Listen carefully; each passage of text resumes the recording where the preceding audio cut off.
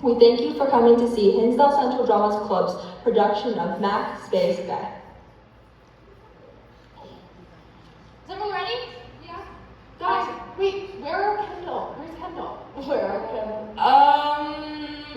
Kendall, oh my gosh, sorry, I told you, forgot telling us, her and Helena are at, I think, Poetry Club?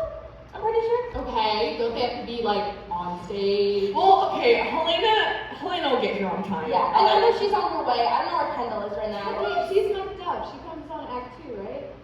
Yes. Yeah, she has plenty of time. Okay. Do you think we should start? Yeah. Yeah, I mean, I'm ready. I think Okay. we're good to go. Okay. On our hoods. Put on your shirt. Okay. Where's That was a bad voice track. Okay. Where hast thou been, sister? Killings one! Sister?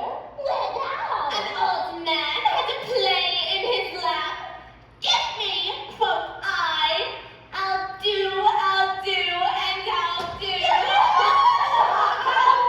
me a hand that art kind. And add another. I myself have all the others. Here, the play is here, upon this heap. Here, to meet with Macbeth. Fair is foul, and foul is fair. I dropped Macbeth, go down.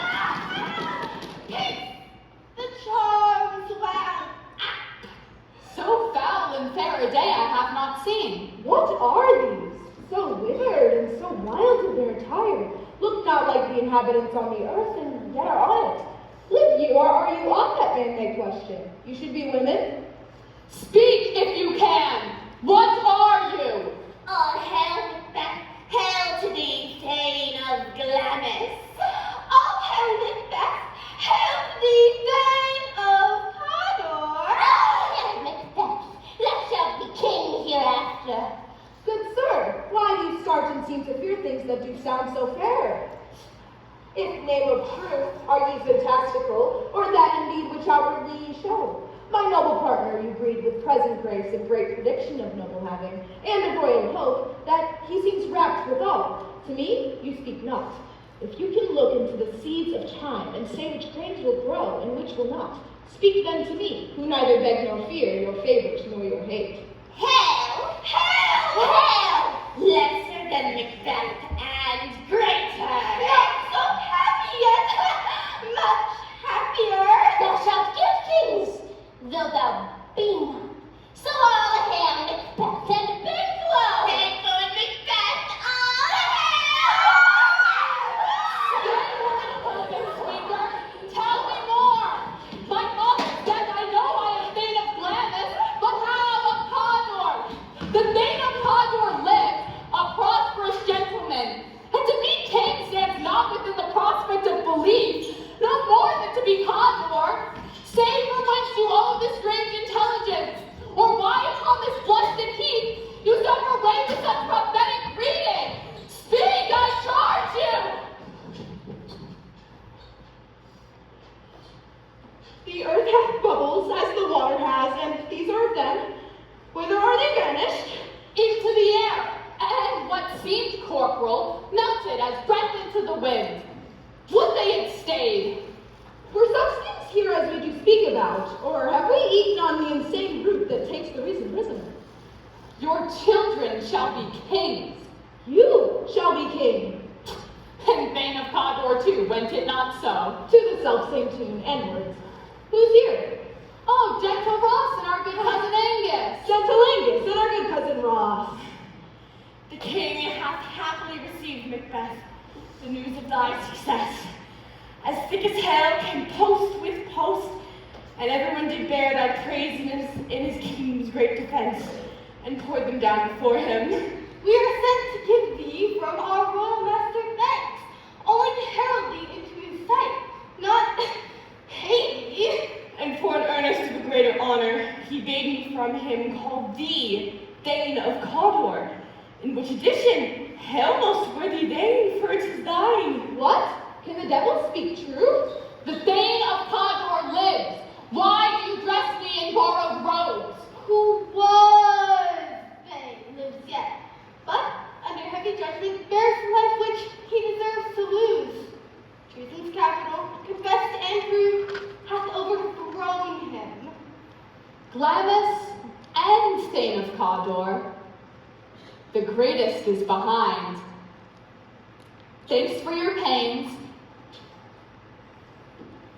Do you not hope your children shall be kings, when those that gave the Thane of Cawdor to me have promised no less to them? That, trusted one, might yet enkindle you unto the crown, besides the Thane of Cawdor, but 'tis strange, and oftentimes to win us to our harm, the instruments of darkness tells us truths, wins us honest trifles to betray in deepest consequence. Cousins, a word I pray you. 2 truths are told, as happy prologues to the swelling act of the imperial theme. I thank you, gentlemen. This supernatural soliciting cannot be ill, cannot be good. If ill, why hath it given me earnest of success commencing in a truth? I am Thane of Cawdor. If good, why do I yield to that suggestion whose horrid image doth unfix my hair and make my seated heart knock at my ribs against the use of nature? Present fears are less than horrible imaginings. My thought, whose murder yet is still fantastical, shakes so my single state of man, that function is smothered in surmise, and nothing is but what is not. Look how our partners rapt. If chance will have me king, why chance may crown me without my stir? New honors come upon him, like our strange garments, cleave not to their mold, but with the aid of use. Come what, come may, time and the hour runs through the roughest day. Worthy Macbeth, we stay upon your leisure. Give me your favor, my dull brain was wrought with things forgot. Kind gentlemen, your pains are registered where every day I turn the leaf to read them. Let us to the king. Think upon what hath chanced, and at your time, the interim having waited, let us speak our free hearts, each to other. Very gladly. Till then, enough. Come, friend.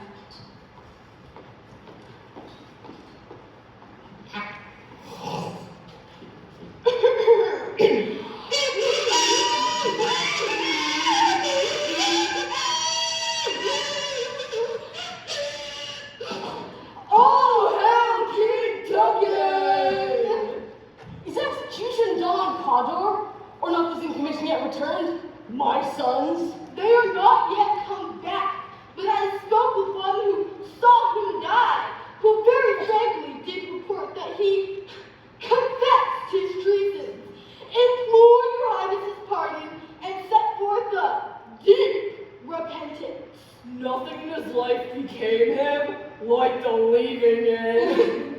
He died as one who had been studied in his death, to throw away the very thing he owed as for a careless trifle. There's no art to find the mind's construction in the face. He was a gentleman on whom I built an absolute trust. Oh, worthiest cousin, the sin of my gratitude even now was heavy on me. Thou wert so far before, the swiftest fling of recompense is slow to overtake thee. Would thou hast thus deserved that the proportion both of thanks and payment might have been mine. Only I have left to say, more is thy due than more than all can pay. The service and the loyalty I owe, the doing it pays itself.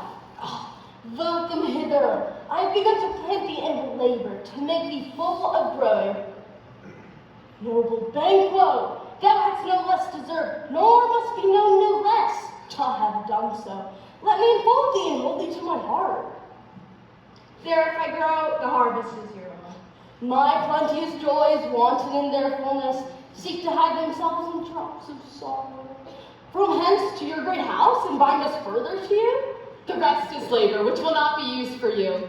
I'll be myself the harbinger, and make joyful the hearing of my wife with your approach. So humbly take my leave.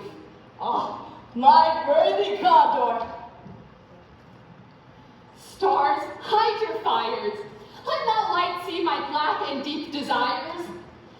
The eye wink at the hand, yet let that be which the eye fears when it is done to see. They met me in the day of success, and I have learned by the perfect report they have more in them than mortal knowledge. When I burned from the desire to question them further, they made themselves air into which they vanished, whilst I stood wrapped in the wonder of it. Came missives from the king, who all hailed me, Thane of Cawdor, by which title before these weird sisters saluted me, and referred me to the coming on of time with, Hail, King, that shalt be. This have I thought good to deliver thee, my dearest partner of greatness, that thou mightest not lose the duos of rejoicing by being ignorant of what greatness is promised thee. Lie it to thy heart, and farewell. Glamis thou art, and Cawdor, and shalt be what art promised. Yet do I fear thy nature. It is too full of the milk of human kindness to catch the nearest way. Thou wouldest be great, art not without ambition, but without the illness should attend it.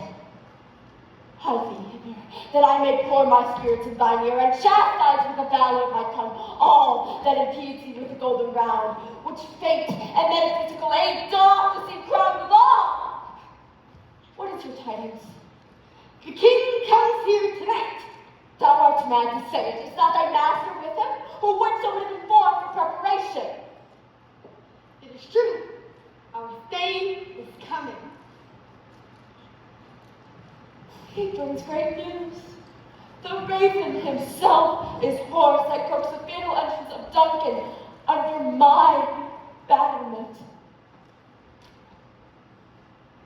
Come, you spirits that tend immortal thoughts, unsex me here and fill me from crown to toe, top full of direst think my blood, so prepared with the passion's remorse that no compunctious visiting can shake my failed purpose, nor keep peace between the effect and it. Come to my woman's breast and take my milk for gall, you murdering ministers, wherever in your slightest substance you wait on nature's mischief. Come, big knight, and call me the death spoken hell, that my keen knife see not the wound it makes, nor heaven peep through the blanket of the dark to cry, oh! Ah! Great Glamis, worthy Cawdor, greater than both by the all-hail hereafter. Thy letters have transported me beyond the ignorant present, and I feel now the future in an instant. My dearest love, Duncan comes here tonight. And when yours hence? Tomorrow, as he purposes. Oh, never shall sun that morrow see. Your face, my Thane, is as a book where men may read strange times. To beguile the times, look like the times. Bear welcome in your eye, your hand, your tongue. Look like the innocent flower, but be the serpent under it. He that's coming must be provided for, and you shall put the night's great business into my dispatch, which shall all our nights and days give sovereign sway and masterdom. We will speak further. Only look up clear. To alter favor ever is to fear. Leave all the rest to me. This castle has a pleasant air. The great heaven's breath smells wooingly here. The air is delicate. Oh, yeah. Whoa! See, our fair hostess. The love that follows us sometimes is trouble, but still we thank as love. Your Majesty. Fair noble hostess, we are your guests tonight. Your servants ever. If it were done when 'tis done, then 'twere well if were done quickly. If the assassination could trammel up the consequence, and catch with his surcease success, why but this blow could be the be-all and the end-all here. But here, upon the spanking shoal of time, we jump the life to come. But in these cases, we still have judgment here, that we but teach bloody instruction, which, being taught, returns to plague the inventor. The even-handed justice commends the ingredients of our poison chalice to our own lips. He's here in double trust. First, as I am his kinsman and his subject, strong both against the deed. Then, as his host, who should against his murderer shut the door, not bear the knife myself.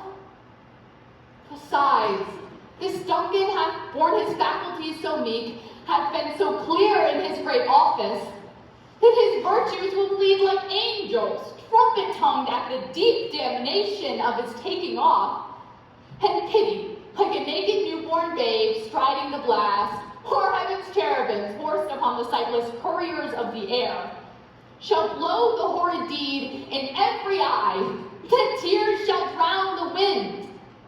I have no spur to prick the sides of my intent, but only vaulting ambition, which o'erleaps itself and falls. How now? What news? Why have you left the chamber? He has almost supped. Hath he asked for me? No, you not, he has. We will proceed no further in this business. He hath honored me of late, and I have got golden opinions from all sorts of people, which would be worn now in their newest gloss, not cast aside so soon. Was the hope drunk where you dressed yourself? Hath it slept since and wakes now to look so green and pale, and what it once did so freely? From this time such I count thy love. Art thou afeard to be the same in thine own act and valor, as thou in desire? Wouldst thou have that which thou esteemest, the ornament of life, and live as a coward, letting I dare not wait upon I would? Prithee, peace!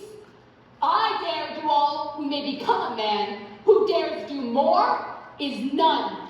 What beast was it then that made you break this enterprise to me? When you durst do it, then you were a man. And to be more than what you were, you would be so much more than man. Nor time, nor place to then adhere, and that you would make both. They have made themselves, and their fitness now does unmake you. I have given suck, and know how tender 'tis to love the baby that milks me. I would, while it was smiling in my face, have plucked my nipple from its boneless gums and dashed the brains out had I so sworn, as you have done to this. If we should fail. We fail, but screw your courage to the sticking place and will not fail. When Duncan is asleep, we're to the rather his day's hard journey soundly invite him.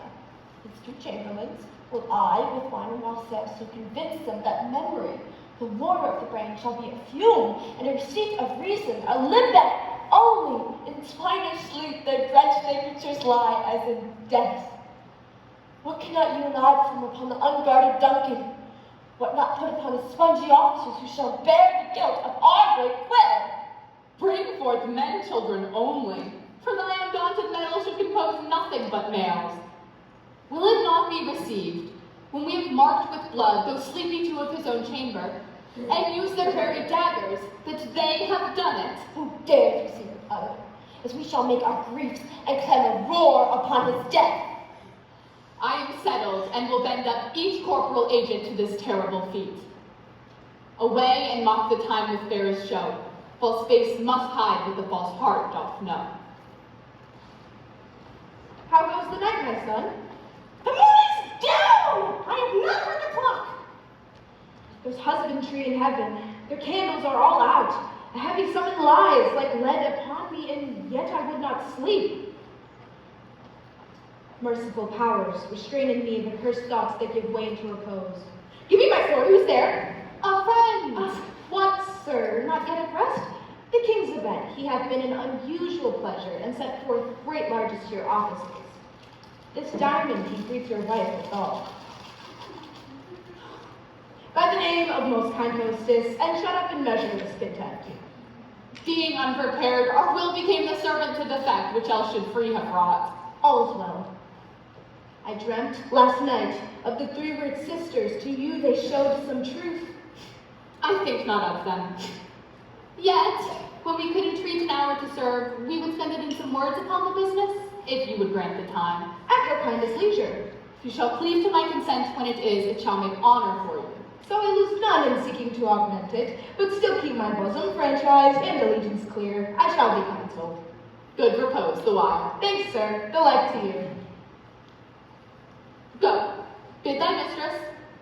When my drink is ready, she strike upon the bell. Get thee to bed.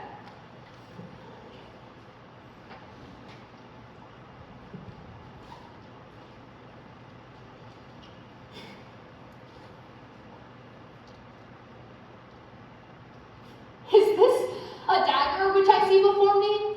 The handle toward my hand? Come, let me clutch thee. I have thee not, and yet I see thee still. Art thou not, fatal vision, sensible to feeling as to sight? Or art thou but a dagger of the mind, a false creation proceeding from the heat-oppressed brain? I see thee still, in form as palpable as this which now I draw. Thou marshalest me the way that I was going, and such an instrument I was to use. When I are made the fools of other senses, or else worth all the rest. I see thee yet, and on thy blade and dudgeon gouts of blood, which was not so before. There is no such thing. It is the bloody business which informs thus to mine eyes. Over the one-half world, nature seems dead, and wicked dreams abuse the curtained sleep. Witchcraft celebrates moves like a ghost. Thou sure and firm-set earth, hear not my steps, which way they walk, for fear thy very stones will prate of my whereabout, and take the present horror from the time, which now suits with it. Whilst I fret, he lives. Word to the heat of deed to cold breath gives. I go, and it is done. The bell invites me. Hear it not, Duncan, for it is a knell that summons thee to heaven or to hell. That which hath made them drunk hath made me bold. That which hath quenched them hath given me fire. It was the outward treat, the fatal bounding which gives the soonest good night. Here's about it. The doors are open, and the surfeited rooms do mount their treasure to stores. I have dug their closets, that death and nature do contend whether they live or die. Who's there? What ho? Alack, I'm afraid they were waved and 'tis not done. The attempted and not the deed confounds us. Hark, I laid the daggers ready, he could not have missed them. Had he not resembled my father as except I had done it? My husband? I have done the deed. Didst thou not hear a noise? I heard the owl scream and the crickets cry. Did not you speak? When? Now. As I descended. I. Hark! Who lies in the second chamber? Malcolm. This is a sorry sight. A foolish thought to say a sorry sight. There's one did laugh in his sleep, and one cried murder, that they did wake each other. I stood and heard them. But they said their prayers and addressed them again to sleep. There are two lads together. One cried, God bless us, and amen the other. As they did see me with these hangman's hands, listening their fear, I could not say amen when they did say God bless us. Consider it not so deeply. But wherefore could not I pronounce amen? I had most need of blessing, and yet amen stuck in my throat. These deeds must not be thought of, and these words are so, it will make us mad. Methought I heard a voice cry, Sleep no more! Cried Beth does murder sleep, the innocent sleep, and it's up the rapid sleep of care, death of each day's life, sore labor's bath, palm of hurt mind, great nature's second course, chief nourisher in life's feast. What do you mean? Still the voice cries, Sleep no more! To all the house, Glamis hath murdered sleep, and therefore Condor shall sleep no more! Macbeth shall sleep no more!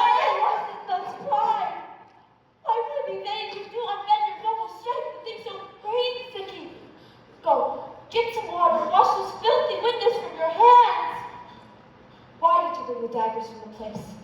They must lie there. Go, carry them and smear the sleepy grooms with blood. I'll go no more. I am afraid to think what I have done. Look on it again, I dare not. Infirm of purpose. Give me the dagger. The sleeping and the dead are but as pictures. To the eye of childhood that fears a painted devil. If he do bleed, I'll gild the faces with all, for it must seem their guilt. Whence is that knocking? Oh, what is it with me that every noise appalls me? What hands are here? Ah, they pluck out mine eyes. Will all great Neptune's oceans wash the blood clean from my hands? No, this is my hand will rather the multitudinous seas incarnadine, making the green one red. My hands are of your color, but I shame to wear hearts so white. You're knocking at the south entry. Retire we to our chamber. A little more inclusive of the deed. Your consistency has left you unattended. You're knocking. Get on your nightgown, lest occasion calls and show us to be watchers. Be not lost upon thee in your thought. To know my deed, profess not know myself. Wake, Duncan, with thy talking, I would not. Here's a knocking indeed. The man reporter of Hell Gate, even he was old turning the key. Knack, knack. Knack, knack. Who's there? Beelzebub. Beelzebub who? Knack, knack. Who's there? What's the other devil's name? Lucifer! Knack, knack, never quiet. What are you? Late to the party, Kendall, that's what. But this place is too cold for hell. I'll porter it no further. I know, come in. Was it so late, friend, ere you went to bed that you do lie so late? Thanks, sir. We were carousing till the second cock. And drink, sir, is a great provoker of three. This. And what three things does drink especially provoke? Marry, sir. Nose painting, sleep, and urine. Lechery, sir. It provokes and unprovokes. It provokes the desire, but it takes away the performance. Therefore, much drink may be said to be the equivocator of lechery. It makes him and it mars him. It sets him on and takes him off. It persuades him and disheartens him. Makes him stand to and not stand to. In conclusion, it equivocates him into sleep and giving him the lie, leaves him. I believe drink gave thee the lie last night. That it did, sir. I have a very thrown on me, I think. Is that master stirring? No. Knocking has awakened him. Here he comes. Good morrow, noble sir. Good morrow, both. Is the king stirring, worthy thane? Not yet. I pray you, remember the porter. He did command me to call to my man. I have almost looked the hour. I'll bring you to him. I know this is a dreadful trouble to you, but yet 'tis one. The labor we delight in physics pain. This is the door. I'll make so bold a call, for 'tis my limited service. Goes the king hence today? He does, he did appoint so. The night was unruly. Where we lay our chimneys were blown down. As they say, lamentings were heard in the air. Strange screams of death. Some said the earth was feverish and could shake. 'Twas a rough night. My young remembrance cannot parallel a fellow to it. Oh, horror! Horror! Horror! Tongue nor heart cannot conceive you unmade me. What's the matter? Confusion thou hast made his masterpiece. Most sacrilegious murder has broke off the Lord's anointed temple and stolen thence the life of the building. What is it you say, the light?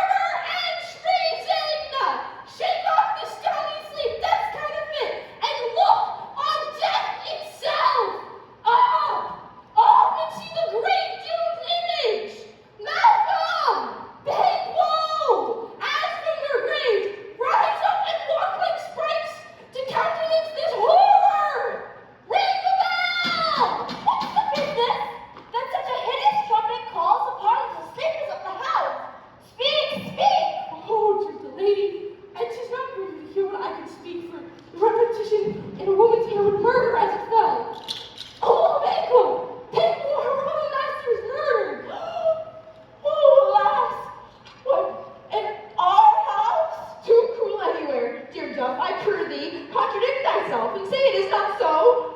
Had I but died an hour before this chance, I had lived a blessed time. For from this instant there is nothing serious in mortality. All is but toys. Renown and grace is dead. The line of life is drawn, and more leaves are left this vault to brag of. What is a man? Malcolm, eternal vein. You are and do not know it. The spring, the head, the fountain of your blood is stopped. The very source of it is stopped. Royal father is murdered. This chamber, as it seemed, had done it. The hands and faces were all batched with blood, as were the daggers which, unlike, we found upon the pillows. They stared and were distracted. No man's life was to be trusted with them. Oh, yet I do repent me of my fury that I did kill them. Wherefore did you so? Who can be wise, amazed, temperate and furious, loyal and neutral in a moment? No man. The expedition of my violent love outrun the pause or reason, but who could refrain that had a heart to love, and in that heart courage to make love known? Lady, look to the lady, good sirs. When we have our naked frailties hid that suffer in exposure, let us beat and question this most bloody piece of work to note further. Fears and scruples shake us. In the great hand of God I stand. Against the undivulged pretense I fight of treasonous malice. And so do I. So all. Let's briefly put on manly readiness and meet in the hall together. Well intended. To show an unfelt sorrow is an office which the false man does easy.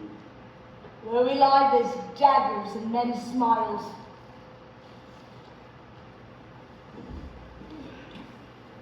Thou seest the heavens is troubled with man's act, threatens his bloody stage by the clock. 'Tis day, and yet dark night strangles the traveling lamp. 'Tis unnatural, like the deed that's done. On Tuesday's last I saw a falcon towering in her private place, who was by a mouse and owl hawked at and killed.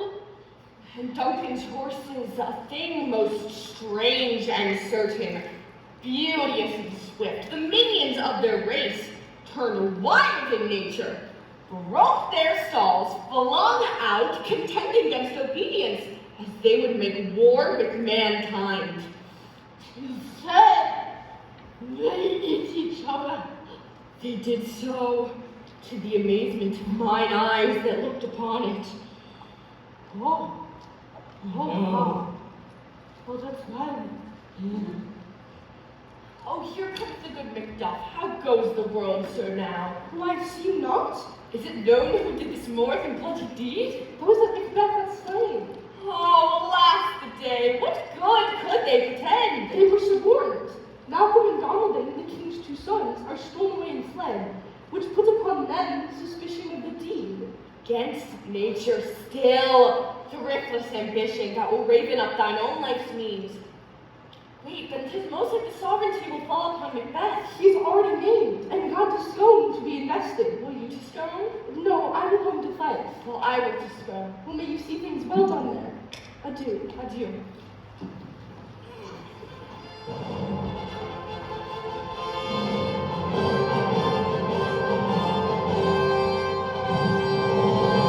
Thou hast it now, King, Cawdor, Glamis, all, as the weird women promised, and I fear thou playest most foully for it.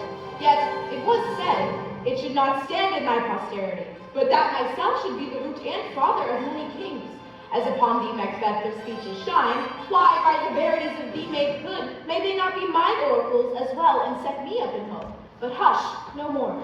Here's our chief guest. If you've been forgotten in a gap of our great feast, and all things unbecoming. Tonight we hold a solemn supper, sir, and I request your presence. Let your highness command upon me, to which my duties are with most indissoluble tie forever knit. Ride you this afternoon? Aye, my good lord. We would have else desired your good advice, which still had been both grave and prosperous in this day's council. But we'll take tomorrow. Is it far you ride? As far, my lord, as will fill up the time twixt this and supper, go not my horse the better. I must become a borrower of the night for a dark hour or twain. Fail not our feast. My lord, I will not. We hear. Our bloody cousins are bestowed in England and in Ireland, not confessing their cruel parricide, filling their hearers with strange invention. But of that tomorrow, when therewithal we shall both have cause of state craving us joyously. Hie you to horse, adieu, till you return at night. Goes your son with you? Aye, my good lord, our time does call upon us. I wish your horses swift and sure of foot, and so I do commend you to their backs. Farewell, let each man be master of his time, till 7 at night. To be thus is nothing, but to be safely thus. Our fears in Banquo stick deep, for in him reigns a royalty of nature which would be feared. 'Tis much he dares, and to the dauntless temper of this mind, he hath a wisdom which doth guide his valor, whose being I do fear. Under him my genius is rebuked, as it is said Mark Antony's was by Caesar. He chid the sisters when first they placed the name of king upon me, and bade them speak to him. Then, prophet-like, they hailed him father to a line of kings. Upon my head, they placed a fruitless crown, and put a barren scepter in my right, thence to be wrenched with an unlineal hand, no son of mine succeeding. If it be so, for Banquo have I filed my mind. For them the gracious Duncan have I murdered, put rancors in the vessel of my peace only for them. Mine eternal jewel given to the common enemy of man, to make them kings, the seed of Banquo kings. Who's there? We are men, my liege. I am the catalog ye go for men, not in the worst ranks of manhood, say it. I am one, my liege, whom the vile blows and buffets of the world have so incensed that I am reckless with what I do to spite the world. And I another, so weary with disaster, studded with fortune that I would set my life on any chance to mend it or be rid on it. Was it not yesterday we spoke together? It was, so please, your highness. Both of you know Banquo is your enemy. Yes, my lord. So is he mine. And though I could with bare-faced power sweep him from my sight and bid my will about it, yet I must not. For there are certain friends, which are both mine and his, whose loves I may not drop. And thence it is that I to your assistance do make love, masking the business from the common eye. We shall, my lord, perform what you command of us. Thou art like Within the hour at most, I will advise you where to plant yourselves, for it must be done tonight. His son's absence is no less to me. He must embrace the fate of that dark hour. We are resolved, my lord. It is concluded. Banquo, thy soul's flight, if it find heaven, must find it out tonight. Is Banquo gone from court? Aye, madam, but returns again tonight. Say to the king I will attend his leisure for a few words. Madam, I will. Not had all spent where our desires got without content. 'Tis safer to be which we destroy than destruction dwell in doubtful joy. How now, my lord, why do you keep alone? Of sorry fancies your companions making, losing those thoughts which should have indeed died with them, they think on. Things without remedy should be without regard. What's done is done. We have scorched the snake, not killed it. She'll close and be herself, whilst our poor Malice remains in danger of her former tooth. But let the frame of things disjoint, both the world suffer, ere we will eat our meal in fear, and sleep in the affliction of these terrible dreams that shake us nightly. Better be with the dead, whom we, to gain our peace, have sent to peace, than to live in the torture of the mind that lies in restless ecstasy. Duncan is in his grave. After life's fitful fever, he sleeps well. Treason has done his worst. Nor steel, nor poison, boundless domestic, foreign levy, nothing can touch him further. Come on, gentle, my lord. Sleep o'er your rugged looks. Be bright and jovial among your guests tonight. So shall I love, and so I pray be you. Let your remembrance apply to Banquo. Present him eminence both with eye and tongue. Unsafe the while, we must lave our honors in these flattering streams, and make our faces visards to our hearts, disguising what they are. You must leave this.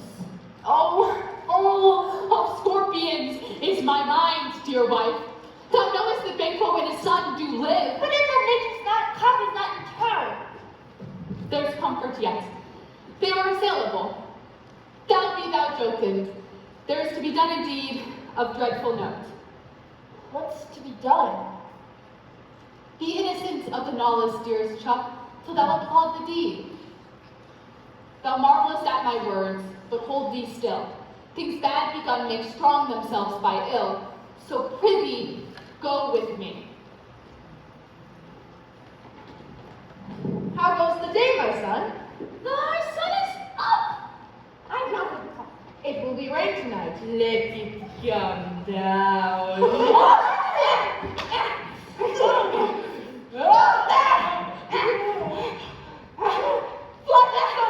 Fly! Thou mayest revenge!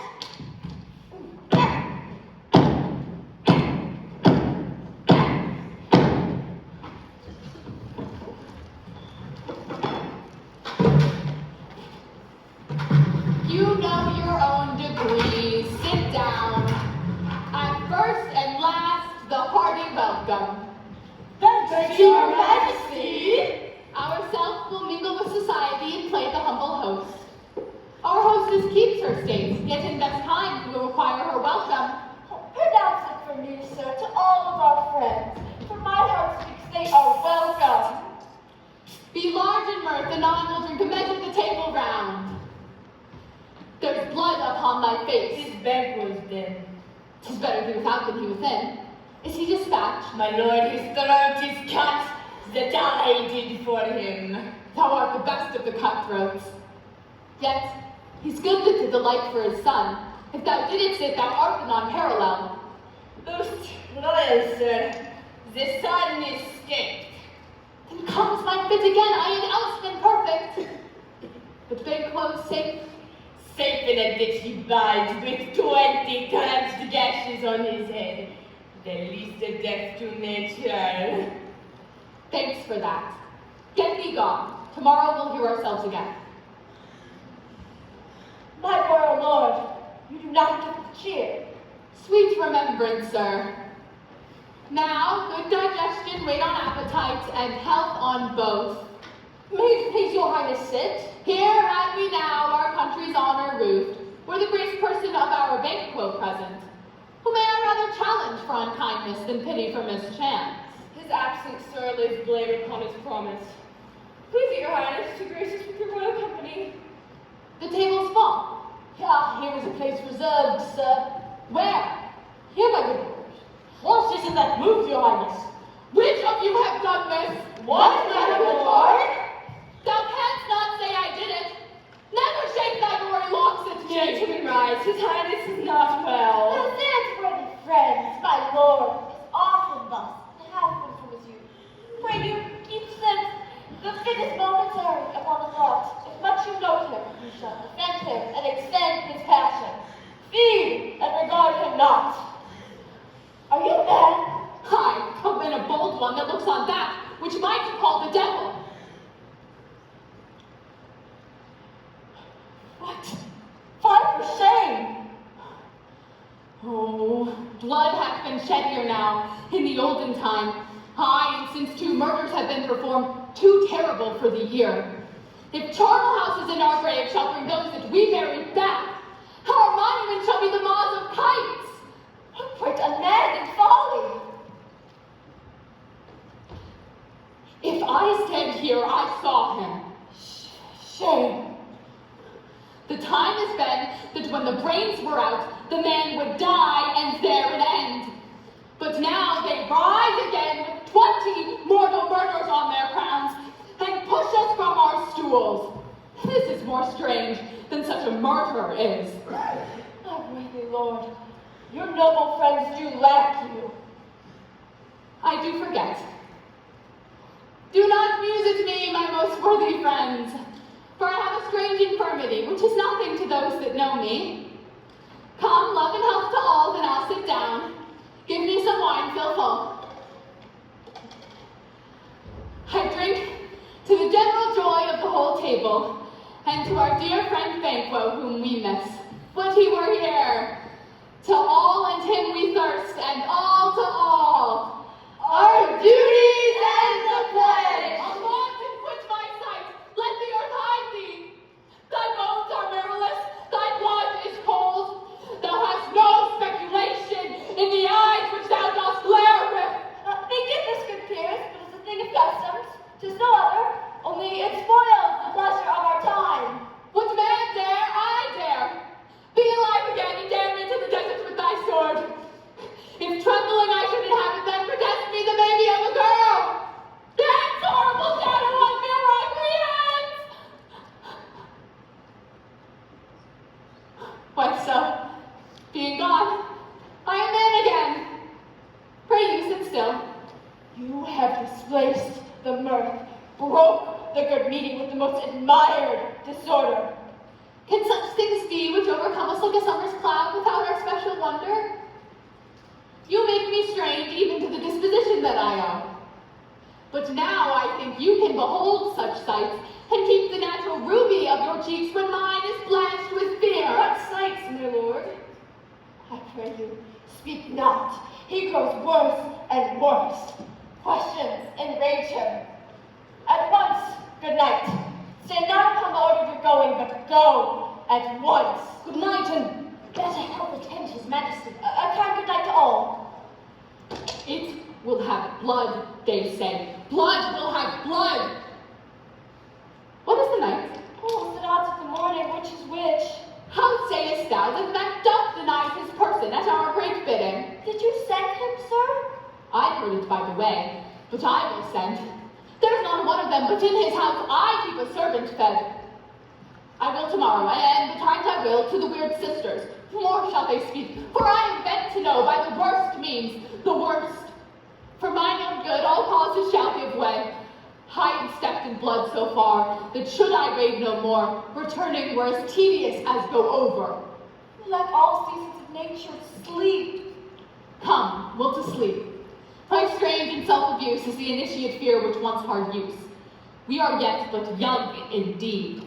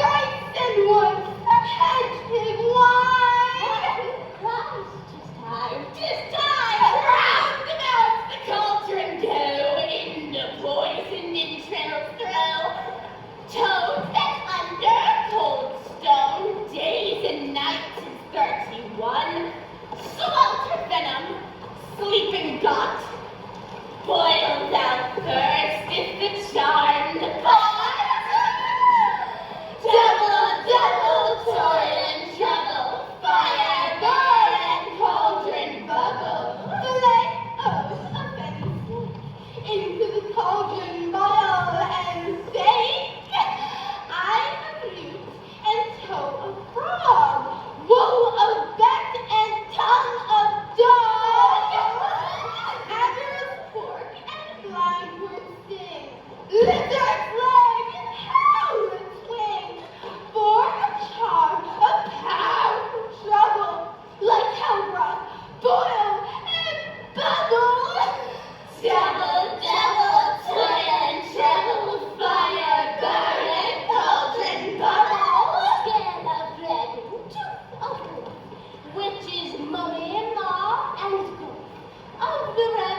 saucy shark, root of hemlock, digged in the dark, liver of flesh-feeding Jew, gall of goat, and slips of yew, slivered in the moon's eclipse, nose of Turk and Tartar's lips, finger of bird-strangled babe, ditch delivered by a drab, make the gruel thick and flab. Where did you get that?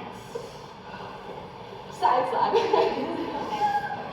And with two tiny children for the ingredients of our double, time, treble, fire, burn, and cauldron bubble.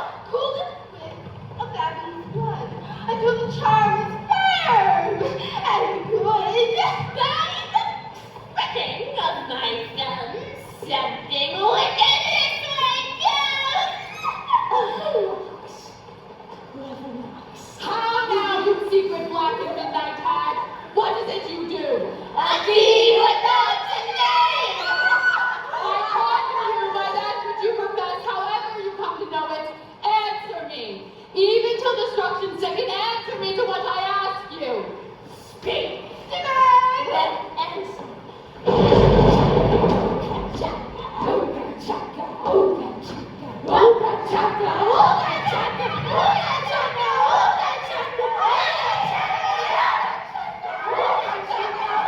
Tell me, thou unknown power. He knows thy thought. Hear his speech, but say thou not. Macbeth. Beware, Macbeth. Beware the thane of fight. Dismiss me. Enough. Whatever thou art for thy good caution, thanks. He will not be commanded. Here's mother. Had I 3 ears, I'd hear thee. Be bloody, bold, resolute. Laugh to scorn our bad boy. None of women born shall harm Macbeth. Then live, Macduff. What need I fear thee? What's this? The rise is like the issue of a king, and wears upon his baby brow the rounded top of sovereignty. Listen, but speak not to it. Be lion mettled, proud, and take no care. Who chafes to fret or where conspirers are. Macbeth shall never vanquish me under great Birnam wood. The tide and sitting hill shall come against him. That will never be. Who can impress the forest when the tree upmakes his earthbound root? Sweet motements good. Rebellious dead rise never till the wood of Birnam rise. And our high place Beth shall live the lease of nature, pay respects to time and mortal custom. Yet, my heart throbs to know one thing. Tell me if thou art can tell so much. Shall Banquo's issue ever reign in this kingdom? Seek to know no more. I will be satisfied. Deny me this and an eternal curse fall on you. Let me know.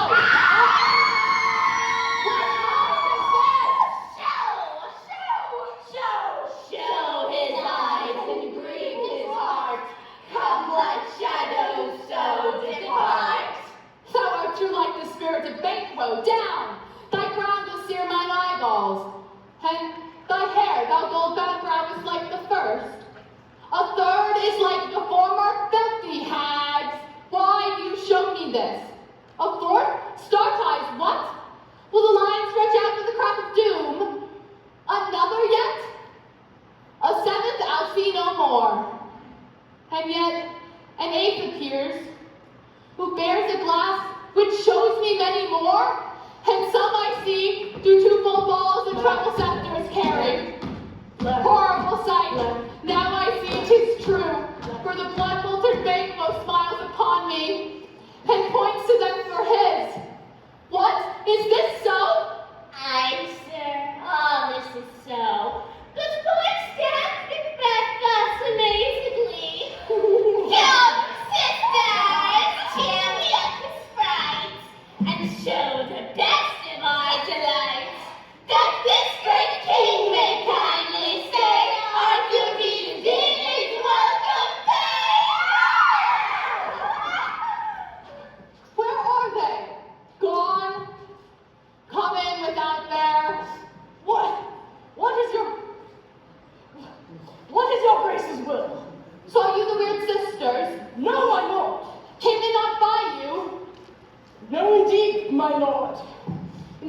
Blessed be the air whereon they ride, and damned all those that trust them. I did hear the galloping of horse. Who was it came by? 'Twas 2 or 3, good sir, that spring you word. Macduff has fled to England. Fled to England? Aye, good sir. Time, thou anticipatest my dread exploits. The blighted purpose ne'er is overtook, unless the deed go with it. From this instant, the very firstlings of my heart shall be the firstlings of my hand. And even now, to crown my thoughts with acts, be it thought and done.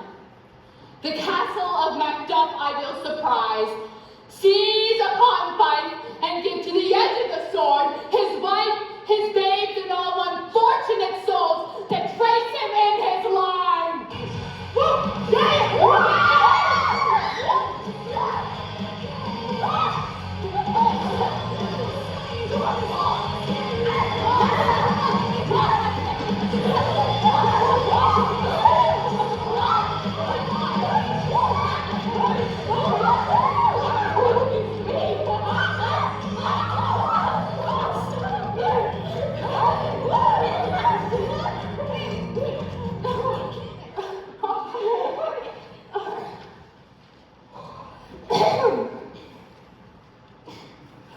Gentle Malcolm, son of the slain Duncan. Well met England, good Macduff.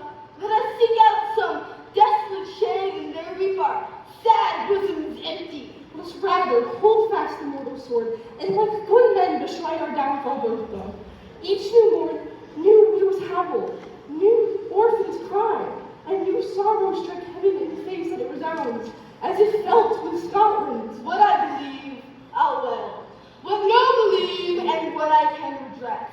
As I shall find the time to, friend, I will. What you have spoke, it may be so, perchance. This tyrant, whose sole reign blisters our tongues, was once thought honest. You have loved him well. He hath not touched you yet. I think our country sinks beneath the yoke. It weeps, it bleeds, and each new day a gash is added to her wounds. I think, withal, that there would be hands uplifted in my right. And here, in gracious England, I have offer of goodly thousands. What I am truly is thine, and my poor country's to command. My ever-gentle cousin, welcome hither. Sir, amen. Stay in Scotland where it did. Oh, alas, poor country, almost afraid to know itself. It cannot be called our mother, but our grave, where nothing but who knows nothing is once seen to smile, where sighs and groans and shrieks that rent the air are made not marked, where violent sorrow seems a modern ecstasy. The dead man's knell is there scarce asked for who, and good men's lives expire before the flowers in their caps, dying or ere they sicken. Oh, relation too nice and yet too true. What's the newest grief? Out of an hour's age doth hiss the speaker, each minute teems a new one. How does my wife? Why, well, And all my children? well, too. The tyrant has not battered at their peace? No, they were well at peace when I did leave them. We are come thither. Gracious England hath lent us 10,000 men. Would I could answer this comfort with the like, but I have words that would be howled out in the desert air where hearing shall not last them. What concern them? The general cause? Or is it a fee grief due to some single breast? No mind that's honest, but in it shares some woe, though the main part pertains to you alone. I guess I did. Let not your ears despise my tongue forever, which shall possess them with the heaviest sounds that ever yet they heard. Okay. Your castle surprised, your wife and babe savagely slaughtered. To relate the manner whereon the quarry of these murdered deer to add the death of you, Merciful heaven! What man! Never pull your hand upon your brows. Give sorrow words. The grief that does not speak whispers the overfraught heart and bids it break.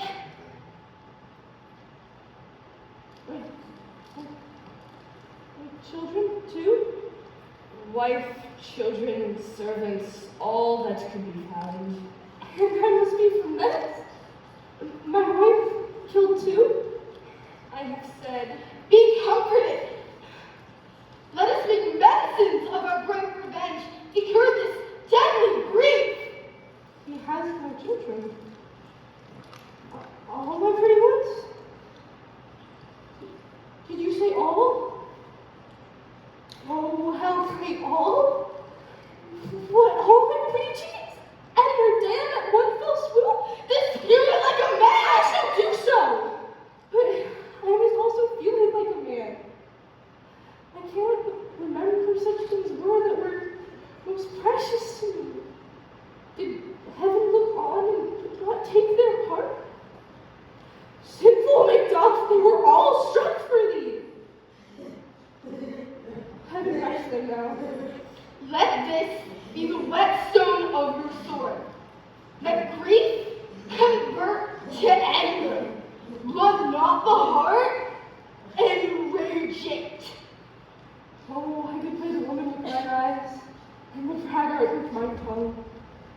But, gentle heavens, cut short all intermission front to front, and bring now this fiend of Scotland and myself within my sword's length second. And if he escape, heaven forgive him too. This tune goes madly. Our lack is nothing but our lead. Macbeth is ripe for the shaking, and the powers above put on their instruments. We shall tread upon this tyrant's head, or wear it on our sword. Receive what cheers we may. The night is one that never finds the dead. Doctor? Good doctor, are you there? yes, come, gentlewoman. I have 2 nights watched with you, but can perceive no truth in your report. When was it last she walked? Since His Majesty went into the field, I have seen her rise from her bed, throw her nightgown upon her, unlock her closet, take forth paper, fold it, write upon it, read it, afterwards seal it, and again return to bed, yet all this while in a most fast sleep.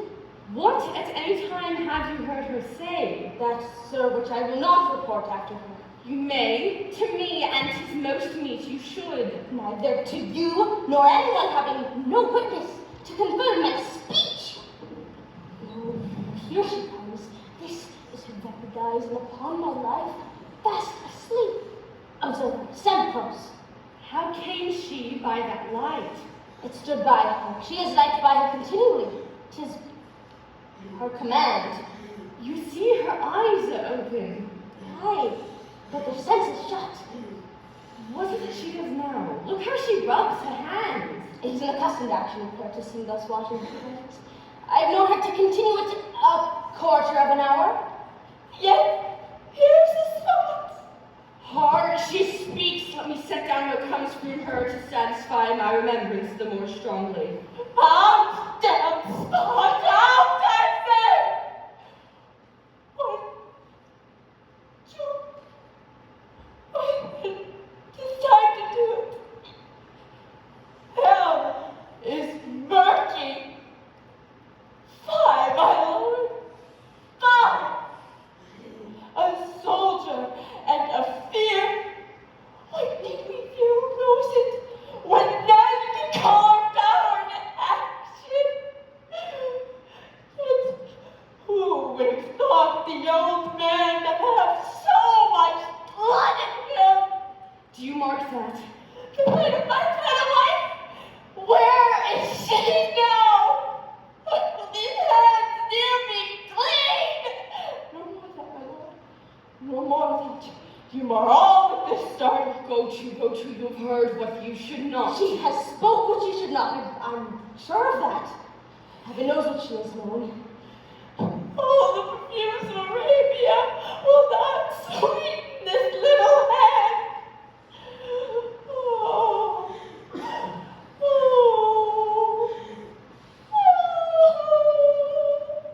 What a sigh is there, the heart is sorely charged. I would not have such a heart in my bosom for the dignity of my whole body. Well, well, well. Pray God it be so. This disease is beyond my practice, yet I have known those who have walked in their sleep, who have died holily in their beds.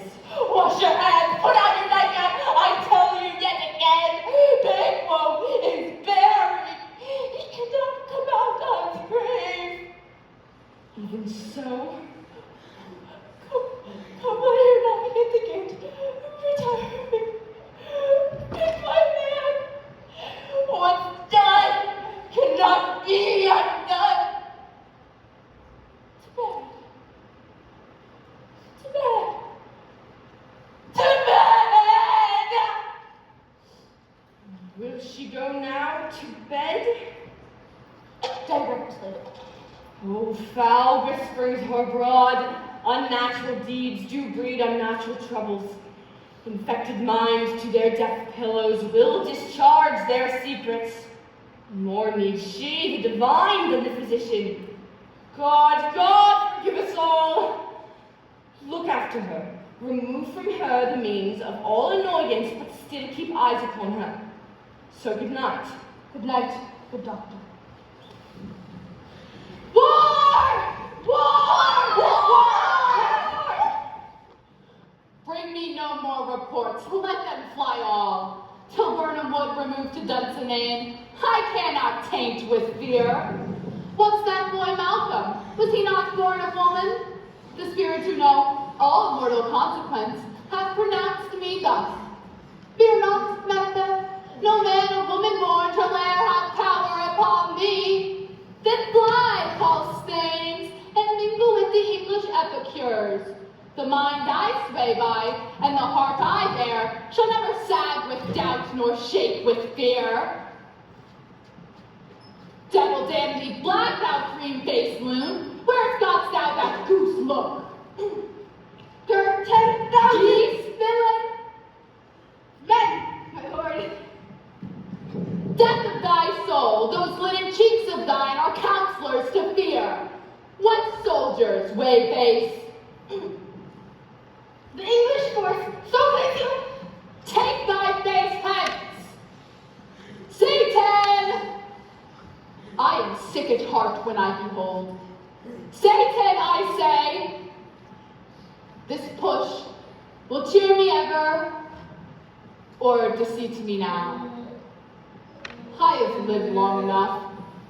My way of life has fallen into the sere, the yellow leaf, and that which should accompany old age, as honor, love, obedience, troops of friends, I cannot look to have. But in their stead, curses, not loud but deep, mouth honor breath which the poor heart would fain deny, and dares not. Satan! Orders confirmed, my lord, which was reported. I'll fight till from my bones my flesh be hacked. Give me my armor. 'Tis not needed yet. I'll put it on. Come, send more horses, scour the country round, hang those that talk of fear. Give me my armor. How does your patient, doctor? Not so sick, my lord, as she is troubled with thick coming fancies that keep her from her rest. Well, cure her of that. Canst thou not minister to a mind diseased? Therein the patient must minister to oneself. Go physic to the dogs, I've none of it. Come, put mine armor on. Give me my staff, sir. Come, dispatch. If thou couldst, doctor, cast the water of my land, find her disease, and purge it to a sound and pristine health, that I should applaud thee to the very echo, which should applaud again. I will not be afraid of death in vain, till Burnham Forest come to Dunsinane. What is that noise? It is the cry of women, my good lord.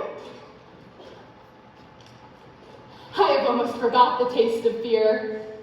The time has been that my senses would have cooled to hear a night shriek, and at a dismal treatise my fellow pair would rouse and stir as life were in it. I have supped full with horrors.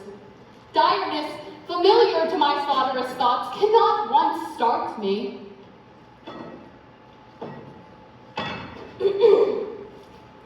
Wherefore was that cry? The queen, my lord, is dead.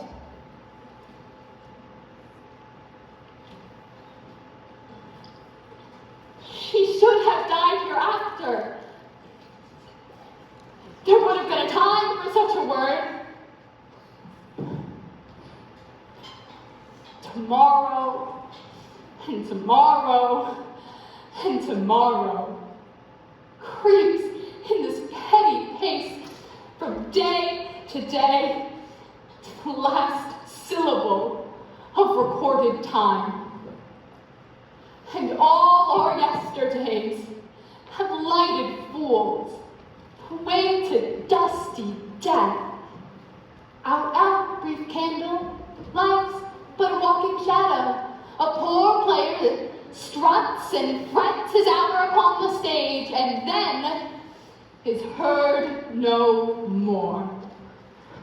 It is a tale told by an idiot, full of sound and fury, signifying nothing. Thou comest to use thy tongue, thy story quickly. I have known that which I say I saw, but know not how to say it. Well, say, sir. As I did stand my watch upon the hill, I looked toward Burnham, and anon methought the wood began to move. Liar and slave! Let me endure your wrath, if it be not so. But in this 3 mile, when you see it coming, I say, a moving grove. If thou speakest false, upon the next tree shalt thou hang alive. I pull in resolution, and begin to doubt the equivocation of the fiends that lies like truth. If this which he avouches does appear, there is nor flying hence nor tarrying here. I begin to be aweary of the sun, and wish the estate of the world were now undone.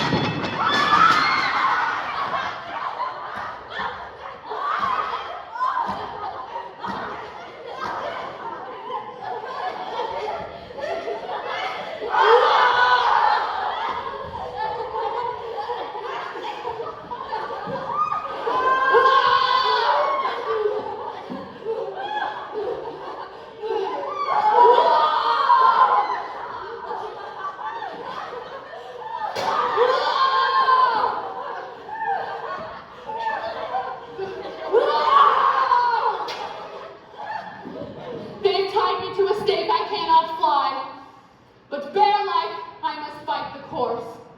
Who's he that was not born of woman? Such a one am I to fear, or none. Turn, hellhound, turn! Else I have avoided thee, yet get thee back. My soul is too much charged with blood of thine already. I have no words. My voice is in my sword, thou bloodier villain, and turn to give thee out.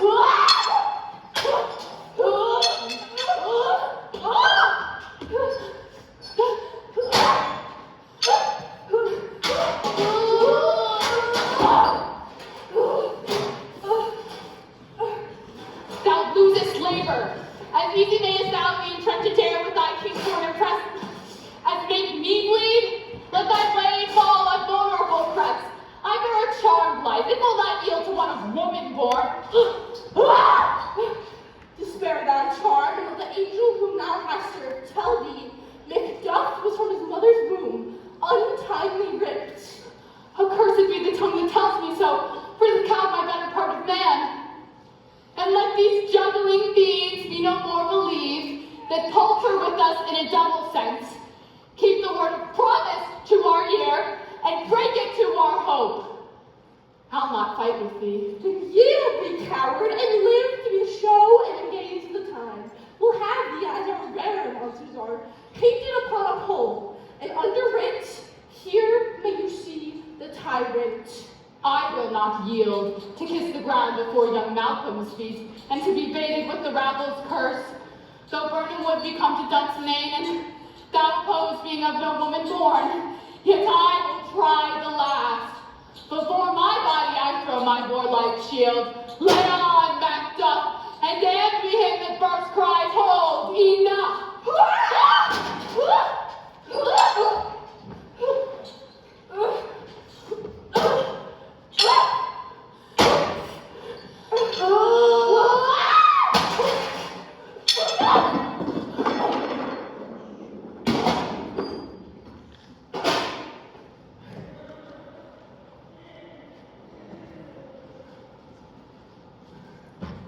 Behold where stands the usurper's cursed head!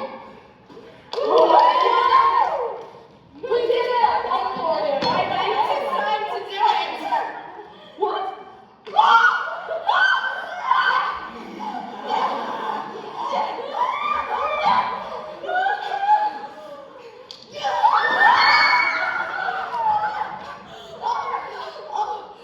Out, brief candle. Is he dead? You parted well. And so his nose knows. Sophie! Behold where stands the usurper's cursed head!